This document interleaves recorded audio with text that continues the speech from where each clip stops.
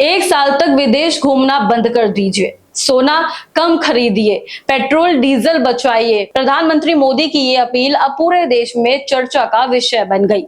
रविवार को पीएम मोदी ने देशवासियों से कहा कि दुनिया जिस आर्थिक और वैश्विक तनाव के दौर से गुजर रही है, उसमें हर नागरिक की छोटी छोटी आदतें भी देश के भविष्य को प्रभावित कर सकती है।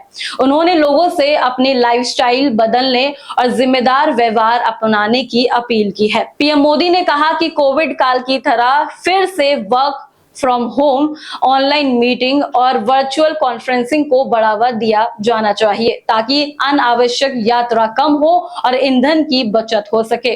उन्होंने लोगों से मेट्रो और पब्लिक ट्रांसपोर्ट का ज्यादा इस्तेमाल करने और कार पुलिंग अपनाने का इलेक्ट्रॉनिक गाड़ियों को प्राथमिकता देने की बात की है। उन्होंने कहा जहां तक संभव हो भारी सामानों की ढुलाई रेलवे के जरिए की जाए ताकि रोड ट्रांसपोर्ट पर निर्भरता कम हो और फ्यूल की खपत बचे।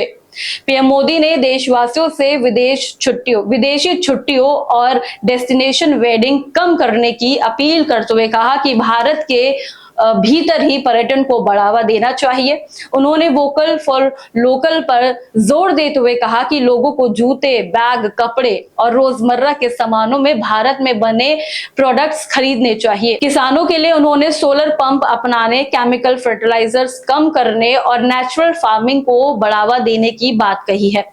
प्रधानमंत्री ने घरों में खाने के तेल की खपत कम करने और एक साल तक गैर जरूरी सोना खरीदने से बचने की सलाह भी दी। उन्होंने कहा था कि देश पर आयात का दबाव कम होगा और अर्थव्यवस्था को मजबूती मिलेगी। पीएम मोदी ने साफ कर दिया कि आज देशभक्ति सिर्फ बड़े बलिदानों से नहीं बल्कि रोजमर्रा के जिम्मेदार फैसलों से साबित होगी। खास पेशकश में इतना ही। ऐसी तमाम अपडेट्स और जानकारी के लिए देखते रहे न्यूज़ बीन। धन्यवाद।